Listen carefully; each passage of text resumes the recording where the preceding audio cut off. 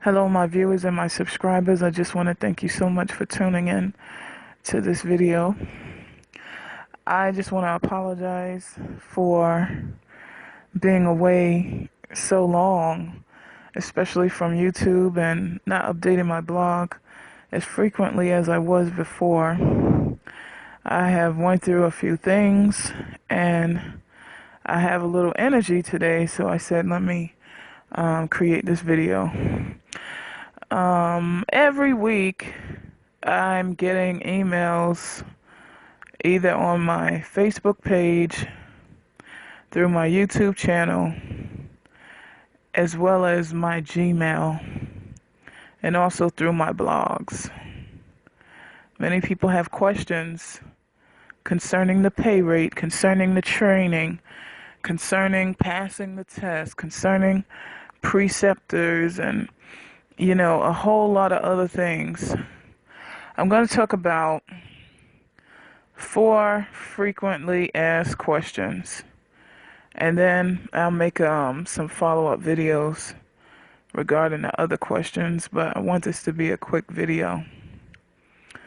The first question is the pay rate. I get a lot of emails. What is the pay? Well, the pay depends on a person's experience and education. Not every tech gets paid the same amount within the unit. I have spoken with some techs that were getting higher pay than me because they've been in the company for a long time, especially if that company is unionized and they have pay raises. Then the techs are not really going to be getting paid the same amount within the unit. Now, every unit is different. Every hospital is different. Every unit is different. Some units are unionized and some are not. I can't really tell you how much you're going to get paid. Even me being experienced, when I was 4 years into my position as a tech, and I had switched over to another company, they wanted to start me off at $14. I had to beg and plead to at least get $16.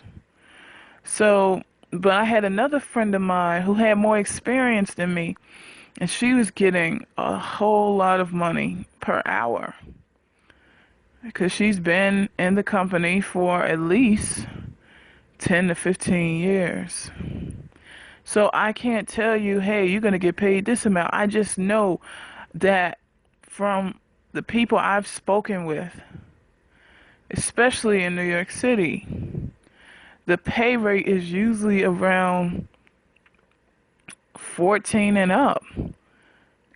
Some companies start you slightly lower, 13. So it's really good if you are on the interview and your manager didn't mention this, just ask them about the pay. Second question, training. How long? That is a question I really can't answer. Like I keep saying, even in my book, I don't even know. As the years pass, companies, how do I say it? Improvise how they train staff and how they want staff to handle the patient. It could be from 4 weeks to 8 weeks. I don't know. Even in the company I was working for, they had changed. Even when I was there, every year they are changing. When I would talk to those I would precept, they would tell me, well, this is what I got to do now. It ain't the same, blah, blah, blah. So I don't know. All I can say is you may be training for at least 1 to 2 to 3 months total, including being on the floor with your preceptor. Some people don't even get that type of training.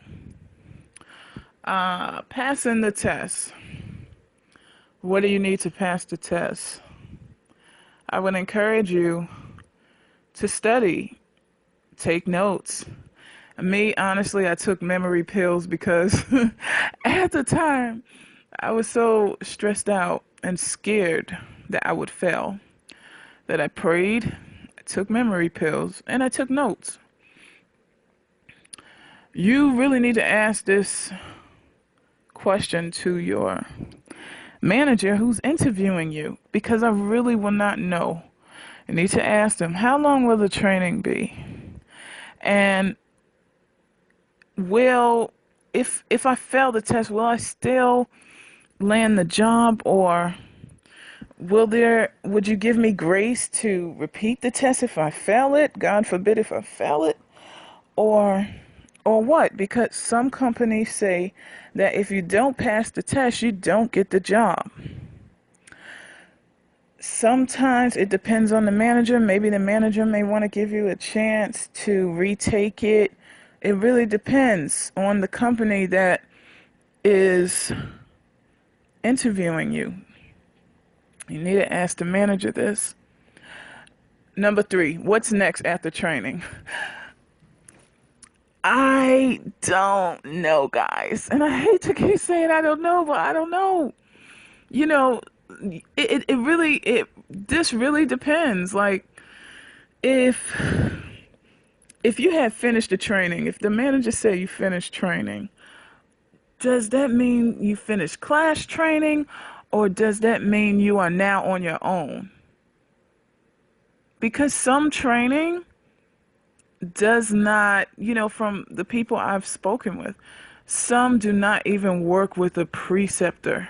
Some shadow a person for maybe 1 week, and the next week they're on the floor. So that's why these questions you gotta ask your manager. Well, manager such and such, what is after the training? And what does the training consist of? Does it consist of 4 weeks or 8 weeks of classroom instruction and another 4 weeks of preceptor instruction? Or is it just classroom instruction and then I'm out on the floor shadowing a few people? This is very important to ask. Training is so important. It's extremely important. I'm telling you. If you train wrong, you're going to have hell. I'm telling you, you will. So you got to make sure you get all the information that you need concerning your new job. Okay. Number 4, preceptor issues. Well, Cassia, I wasn't trained right. This person doesn't even want to train me. Listen, I already been there before with preceptors who don't really care for me to even shadow them, care to even show me the way. The thing is this. You make sure that you look out and see who in the unit that, this is coming from my perspective, because I know some managers looking at this video may have a different perspective, but this is what I do and what I did. I looked out in the unit, see who had the patients who had patients who were satisfied with their technicians, and I shadowed that person. I said, what are you doing over here that is making your patients so happy with you? And they would tell me, I would take notes, and I would do it.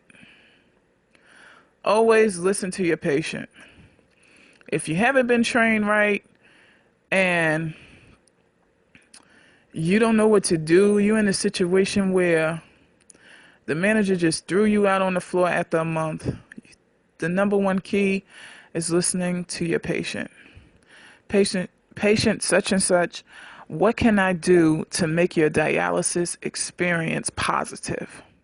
I even say that, even though I was trained right, I still say that. Such and such, how can I make your day better?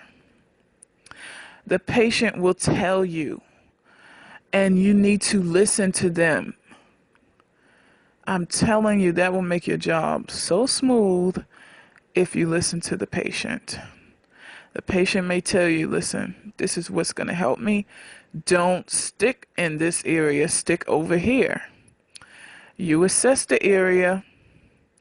You make sure it's not draining, it's not red, and you stick the patient. Right? So, also, if you're having preceptor issues and you're cool with your manager, just tell your manager such and such. Just give me permission to get someone else who, has some time to show me the ropes, because I don't want to screw up and mess up somebody's lifeline. All right, so these are the 4 frequently asked questions that people email me about, and I will be making some more videos similar to this one, because there's some more questions that I have to answer. And I want to tell you that you can join my group. It's growing. It's over 700 dialysis members. Okay, it's a Facebook group, and I created it so that technicians and dialysis workers to come together to help one another with questions and information and resources. So I put that link underneath the video as well as my blogs, and you be blessed.